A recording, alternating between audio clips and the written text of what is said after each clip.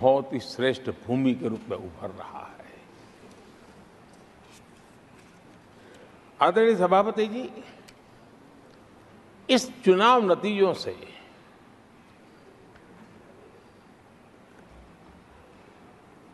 जो capital market है उसमें तो उछाल नजर आ ही रहा है, लेकिन दुनिया में भी बहुत बड़ा उमंग और आनंद का माहौल है। तो मैं अपने व्यक्तिगत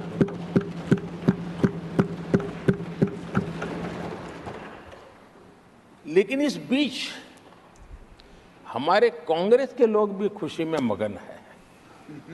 मैं समझ नहीं पाता हूं कि ये खुशी का कारण क्या है, और इस पर कई सवाल है। क्या ये खुशी हार की हैट्रिक पर है? क्या ये खुशी नर्वस 90 के शिकार होने पर है? क्या ये खुशी एक और असफल लॉन्च की है? आदरणीय सभापति जी, मैं देख रहा था ये उत्साह उमंग से खड़गे जी भी बड़े नजर आ रहे थे, लेकिन शायद खड़गे जी ने उनकी पार्टी की बड़ी सेवा की है, क्योंकि जो ये पराजय का ठिकरा जिन पर फूटना चाहिए था उनको उन्होंने बचा लिया और खुद दीवार पर के खड़े हो गए।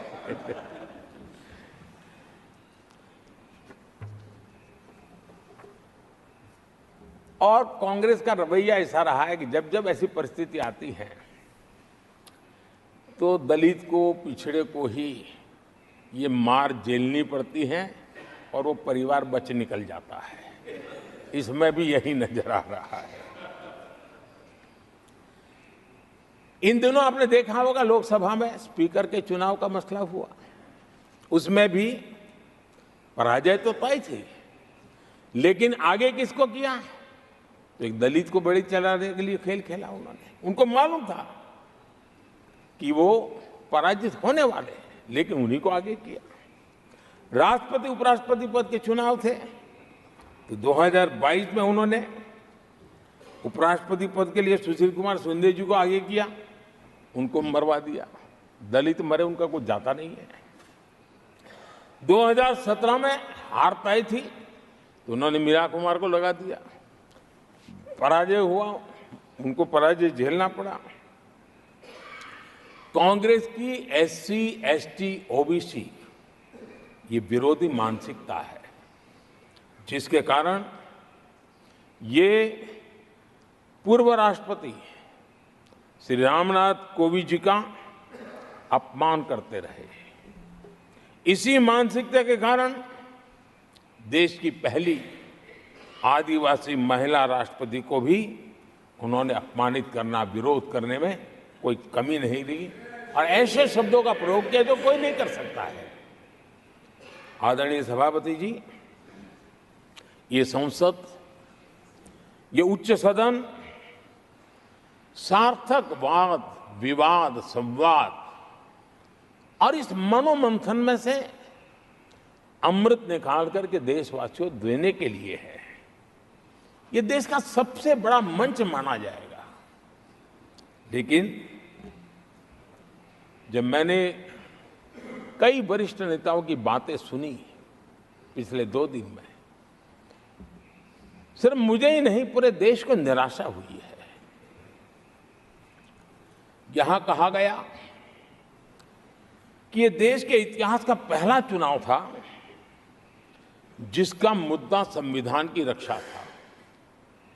मैं जरा उन्हें याद कराना चाहता हूं, क्या अब भी ये फेक नैरेटिव चलाते रहोगे क्या आप भूल गए 1977 का चुनाव?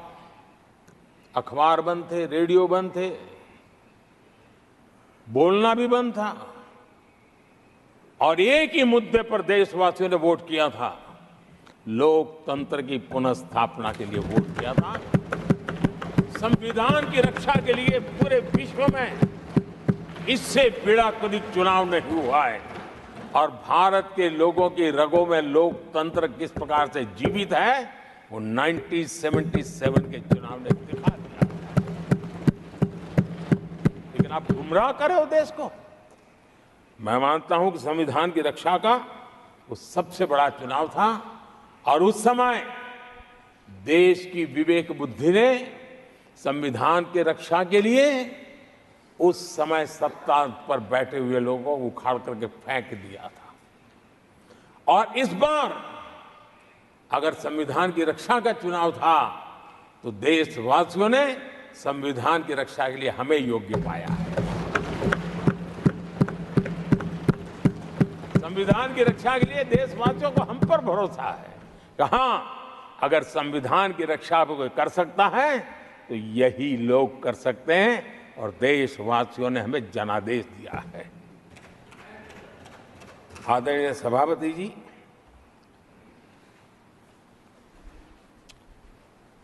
जब खड़गे जी ऐसी बातें बोलते हैं तो जरा पीड़ादायक लगता है, क्योंकि इमरजेंसी के दौरान संविधान पर जो जुल्म हुआ, जो बुलडोजर चलाया गया संविधान के ऊपर, लोकतंत्र की धज्जियां उड़ा दी गई, तब उसी दल के महत्वपूर्ण नेता के रूप में वो उनके साक्षी है, फिर भी सदन को गुमराह कर रहे हैं। आदरणीय सभापति जी, आपातकाल को मैंने बहुत निकट से देखा है। करोड़ों लोगों को कल्पना भार की यातनाएं दी गई है, उनका जीना मुश्किल कर दिया गया था। और जो संसद के अंदर होता था वो तो रिकॉर्ड पर है। भारत के संविधान की बातें करने वालों को मैं पूछता हूं, जब आपने लोकसभा को 7 साल चलाया था, लोकसभा का कार्यकाल 5 साल है, वो कौन सा संविधान था जिसको लेकर के आपने 7 साल तक सत्ता की मौज ली और लोगों पर जुल्म करते रहे? और आप संविधान हमें सिखाते हो? आदरणीय सभापति जी,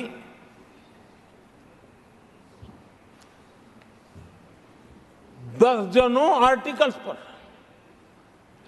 यानी संविधान की आत्मा को छिन्न विच्छिन्न करने का पाप इन्हीं लोगों ने उस कालखंड में किया था। 38वां, 39वां और 42वां संविधान संशोधन, और उस संशोधन में यानी मिनी कॉन्स्टिट्यूशन, यानी मिनी कॉन्स्टिट्यूशन के रूप में कहा जाता था।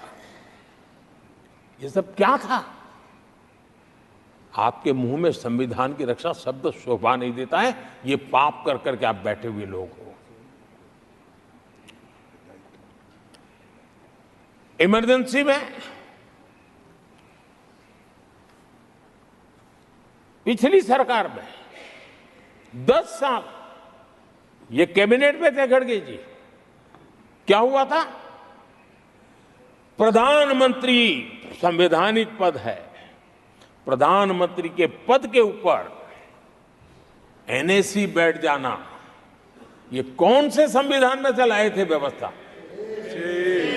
किस संविधान में से बनाया था आप लोगों ने?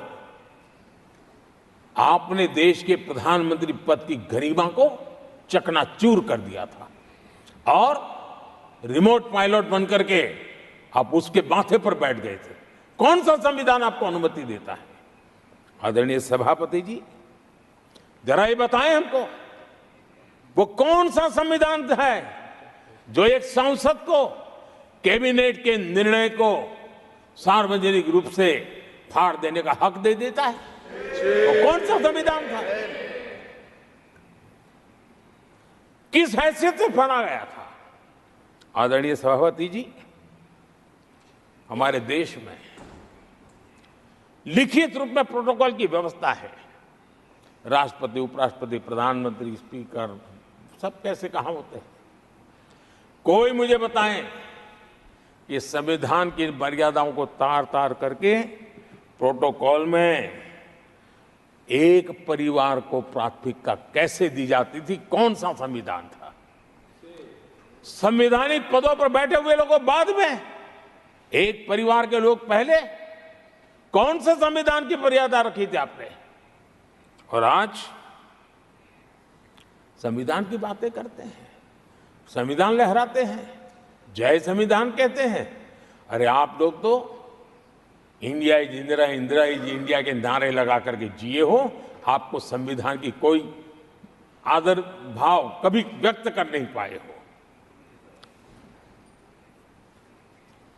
आदरणीय सभापति जी, मैं बहुत गंभीरता से कह रहा हूं, इस देश में कांग्रेस संविधान की सबसे बड़ी विरोधी है। उसके जहन में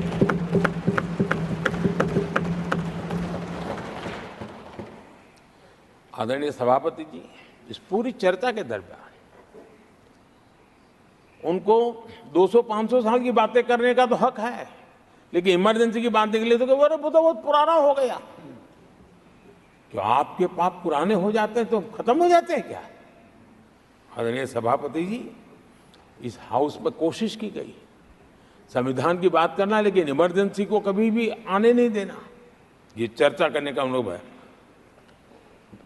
लेकिन ये देश, इनके साथ जो लोग बैठे हैं उसमें भी बहुत लोग हैं जो इमरजेंसी के भुक्तभोगी रहे हैं, लेकिन उनकी कुछ मजबूरियां होगी कि आज उनके साथ उन्होंने बैठना पसंद किया है। मतलब अवसरवादिता का ये दूसरा नाम है। संविधान के प्रति समर्पण का भाव होता तो ऐसा नहीं करते। आदरणीय सभापति जी, आपातकाल सिर्फ एक राजनीतिक संकट नहीं था, लोकतंत्र संविधान के साथ साथ ये बहुत बड़ा मानवीय संकट भी था। अनेक लोगों को टॉर्चर किया गया था, अनेक लोग जेल में मृत्यु को शरण हुए थे। जयप्रकाश नारायण जी की स्थिति इतनी खराब हुई कि बाहर आकर के वो कभी ठीक नहीं हो पाए। ये हाल उन्होंने कर दिया था। और प्रताड़ना सिर्फ राजनेताओं की नहीं, आम आदमी को भी नहीं छोड़ा गया था, सामान्य आदमी को भी नहीं। और इनका इतने सारे जुल्म, उसमें इनके लोग भी थे अंदर, उनके साथ भी ये जुल्म हुआ। लेकिन आज भूल, आदरणीय सभापति, वो दिन ऐसे थे कि जो कुछ लोग घर से निकले कभी घर लौट करके वापस नहीं आए और पता तक नहीं चला कि उनका शरीर कहाँ गया। यहां तक की घटनाएं घटी थी। आदरणीय सभापति जी, ये बहुत सी पार्टियां जो उनके साथ बैठी हैं, वो अल्पसंख्यकों की आवाज होने का जरा दावा करते हैं और बड़े ज्यादा चिल्ला करके बोलते हैं। क्या कोई मुजफ्फरनगर और तुर्कमान गेट, वहां अल्पसंख्यकों के साथ इमरजेंसी में क्या हुआ था, जरा याद करने की हिम्मत करते हैं क्या? बोलने की हिम्मत करते हैं क्या? आदरणीय सभापति जी, और ये कांग्रेस को क्लीन चिट दे रहे हैं। कैसे देश उनको माफ करेगा? ये शर्मनाक है कि ऐसी तानाशाही को भी आज सही कहने वाले लोग हाथ में संविधान की प्रत लेकर के अपने काले कारनामों को छुपाने की कोशिश कर रहे हैं।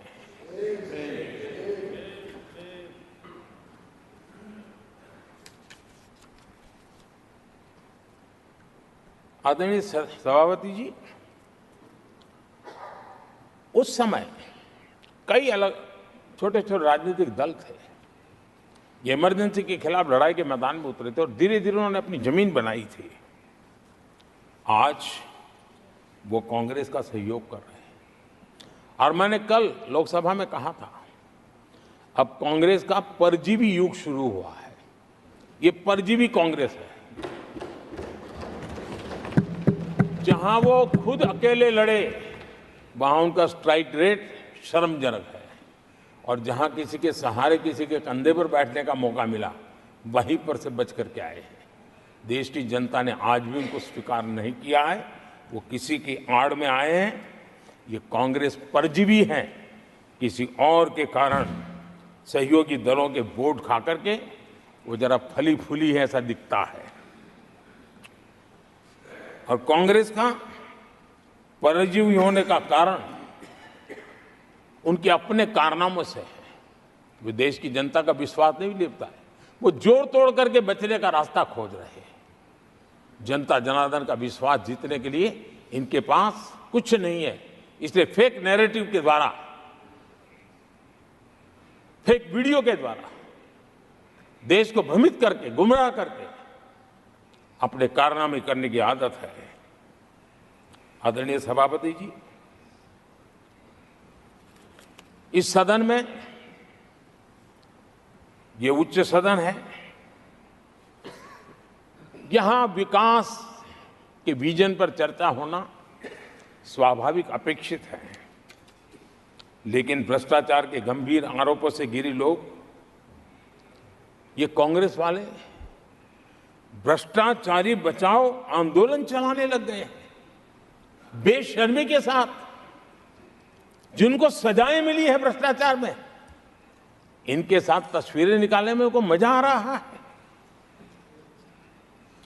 पहले ये लोग हमको पूछते थे, बातें तो बड़ी करते थे, भ्रष्टाचारियों पर कार्रवाई क्यों नहीं होती है? और जब भ्रष्टाचारी जेल जा रहे हैं तो हंगामा कर रहे हैं, क्या आप लोगों को जेल क्या भेज रहे हो? आदरणीय सभापति जी, यहां चर्चा के दौरान केंद्र की जांच एजेंसियों पर आरोप लगाए गए हैं।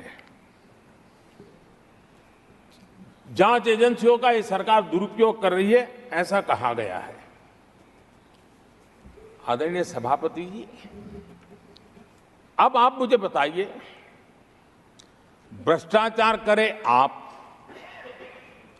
शराब घोटाला करे आप, बच्चों के क्लास के बनाने में घोटाला करे आप, पानी तक में घोटाला करे आप, आपकी शिकायत करे कांग्रेस, आपको कोर्ट में घसीट करके ले जाए कांग्रेस, और अब कार्रवाई हो तो गाली दे मोदी को।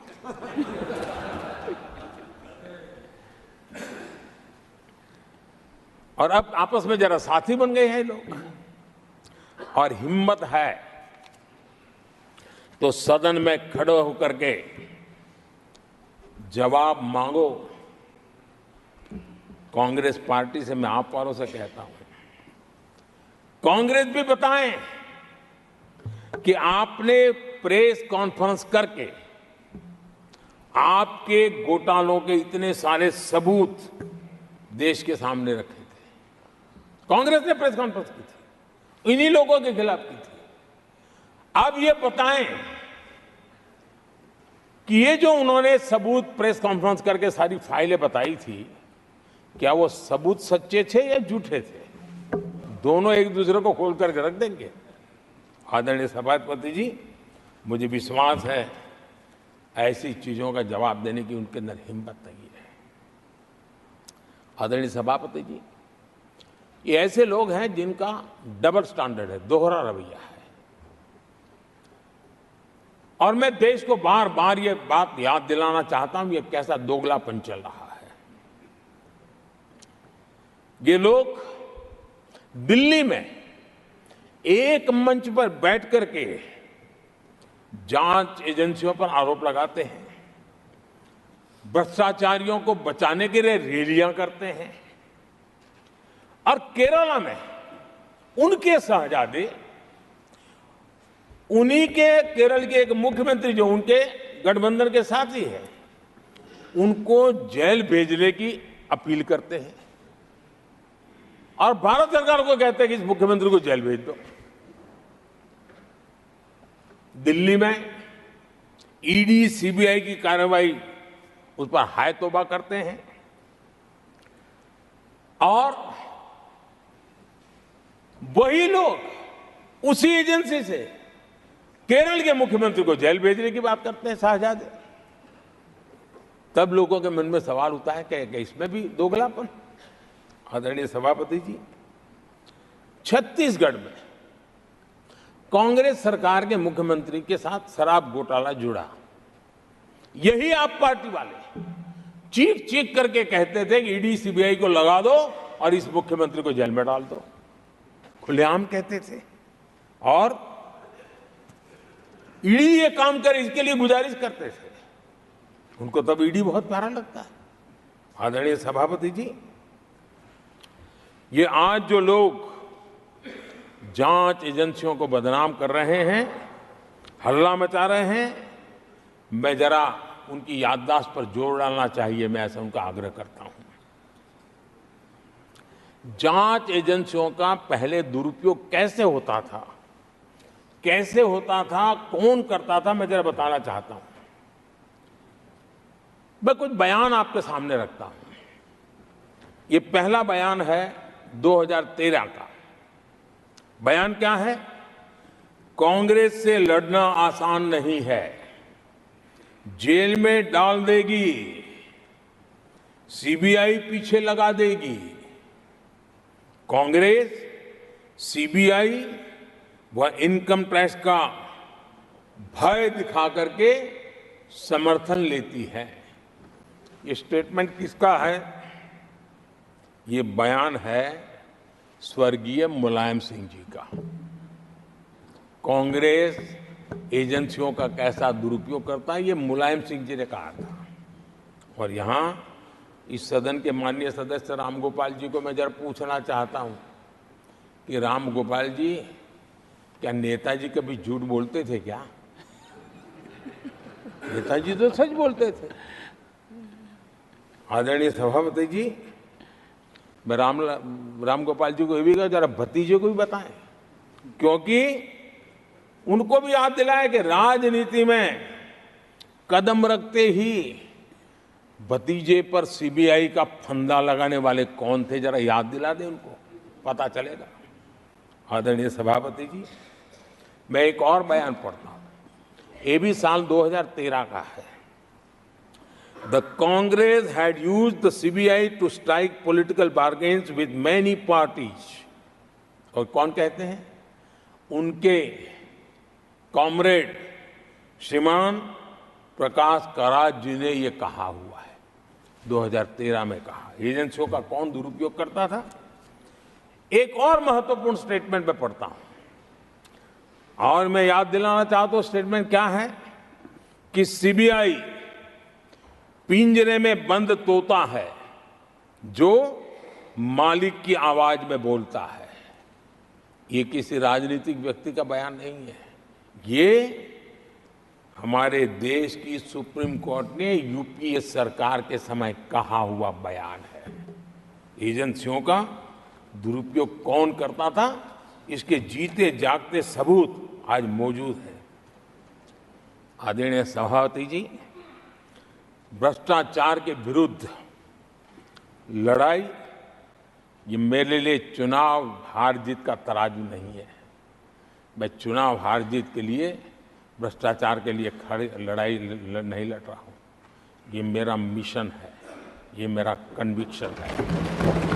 और मैं मानता हूं कि भ्रष्टाचार एक ऐसी दिमक है जिसने देश को खोखला कर दिया है।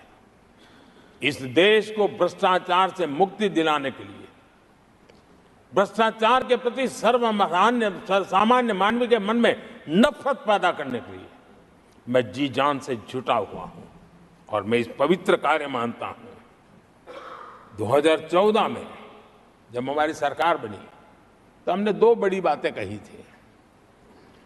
एक, हमने कहा था मेरी सरकार गरीबों को समर्पित है, और दूसरा, भ्रष्टाचार पर, काले धन पर कड़ा प्रहार मेरी सरकार करेगी। ये मैंने 2014 में सार्वजनिक रूप से कहा था।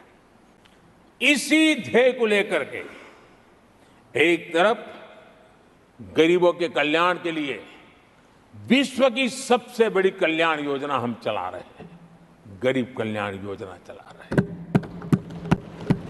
दूसरी तरफ भ्रष्टाचार के विरुद्ध नए कानून, नई व्यवस्थाएं, नए तंत्र हम विकसित कर रहे हैं।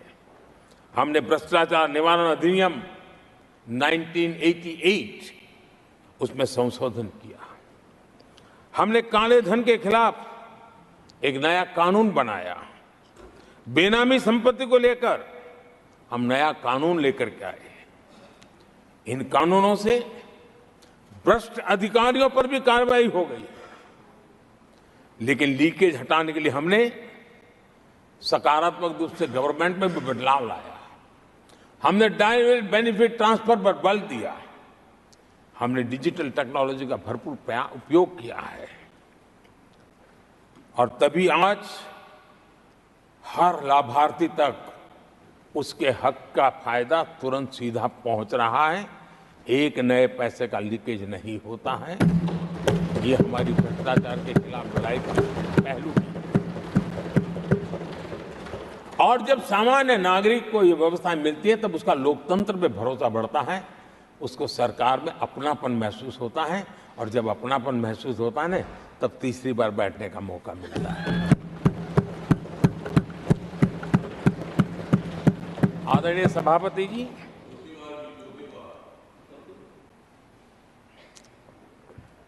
मैं निसंकोच रूप से कहना चाहता हूं, लाग लपेट नहीं रखता हूं और मैं देशवासियों को भी कहना चाहता हूं कि मैंने एजेंसियों को भ्रष्टाचार और भ्रष्टाचारियों पर कड़ों से कठोर कार्रवाई करने के लिए खुली छूट दे के रखी है।